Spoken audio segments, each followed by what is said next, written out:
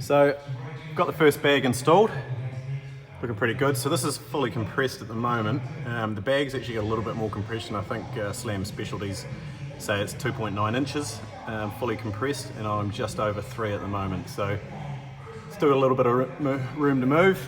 It's sitting on the bump stops. So if you wanted to get it lower, you'd take those bump stops out, but I'm happy with the clearance I've got. So you can actually see up in here very carefully. Get that. Where are we? That is how much room I've got. So air is air. It's clear right around. That's better. But only just. So I'm not intending on driving it at this height, so I'm happy with that. I think if you were wanting to sack it right out, you'd only have to take this tiny little piece out here to make it fit.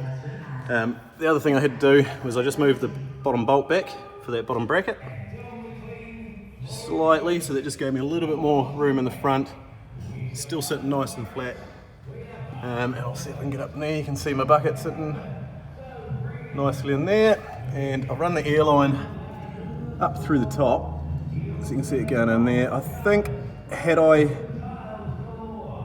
if I did this again, I think I'd run the hose out the side here. Getting that bolted in place was an absolute nightmare, but it's in there. So the other thing just that I did, I've got this all welded together and painted up. I actually tack welded a nut in there so you can put the bolt in through the top, otherwise you'd never get that bolted up. And also, yours might be different, but I've offset this bottom bracket, and again that was just enough to get that top of that bag back, so you can see it's short there and a bit longer at the back. We're a bit hard to see, but that brought this whole thing forward, backwards in the car, gave me that extra clearance. Pretty happy with the result.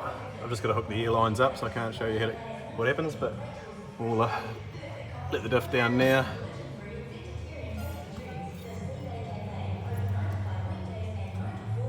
And that's where it sits.